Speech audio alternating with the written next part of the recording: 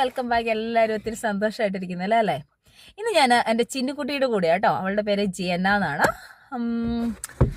ചിന്നുകുട്ടി, അപ്പം നിനക്ക് ഏറ്റവും ഇഷ്ടമുള്ള ഒരു കാര്യം പറയാവോ?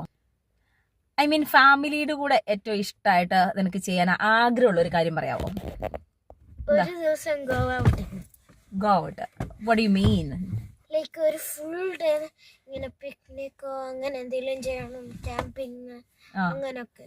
ക്യാമ്പിങ് ചെയ്യണം. പിന്നെ പിന്നെ ഒരു ദിവസം ഇങ്ങനെ ഗേൾസും ബോയ്സിന്റെ മാത്രം ഗേൾസ് ഔട്ടിങ് ബോയ്സ് ഔട്ടിങ് വേണം. പിന്നെ അല്ലാതെ എങ്ങനെയാണെങ്കിൽ ഇങ്ങനെയുള്ളൂ.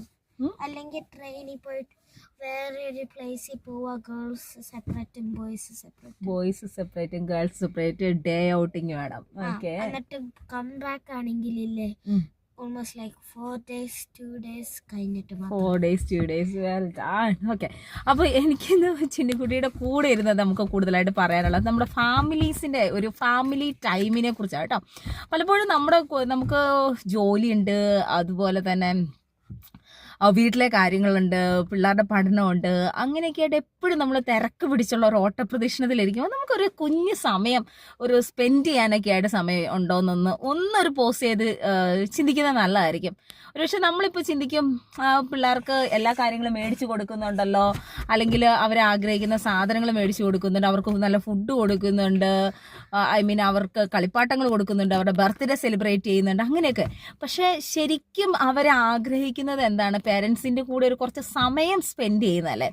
അതുപോലെ തന്നെയാണ് നമ്മൾക്ക് നമ്മുടെ ഈവൻ ഫ്രണ്ട്സിൻ്റെ ഇടയ്ക്ക് ആയാലും അല്ല, മെറ്റീരിയൽ സാധനങ്ങൾ കൊണ്ട് ഹാപ്പിനെസ് കിട്ടുന്നവരുണ്ടായിരിക്കാം, ഇല്ല എന്ന് പറയുന്നില്ല. അത് ഒരു വേ ഓഫ് നമ്മൾ സന്തോഷം കൊടുക്കുന്നതാണ്. പക്ഷെ അതിൽ കൂടുതലായിട്ട് നമ്മുടെ സമയം നമ്മൾ കുറച്ച് പേർക്കൊക്കെ ആയിട്ടൊന്ന് മാറ്റിയെടുക്കുകയാണെങ്കിൽ അതായിരിക്കും ഏറ്റവും ബ്യൂട്ടിഫുൾ ആണെന്ന് തോന്നണം. ഇപ്പോഴും നമ്മൾ സമയമില്ല എന്നുള്ളത് മാത്രമാണ് കൂടുതലായിട്ട് നമുക്ക് കേൾക്കുന്നത് അല്ലേ. അതിൻ്റെ കൂടെ ഒരു കുറച്ച് സമയം നമ്മുടെ വേണ്ടപ്പെട്ടവർക്ക് വേണ്ടി ഒന്ന് ഫോൺ വിളിക്കാനൊക്കെ ആയിട്ടൊന്ന് ശ്രമിച്ചു നോക്കിയേ. ഹൗ ബ്യൂട്ടിഫുൾ ആയിരിക്കും എന്ന് അറിയാമോ? നമ്മുടെ ജീവിതം തന്നെ ചേഞ്ച് ആകുന്നതൊക്കെ ആയിട്ട് കാണാം. അപ്പം ദൈവം നിങ്ങളെല്ലാവരെയും സമർത്ഥമായിട്ട് അനുഗ്രഹിക്കട്ടെ.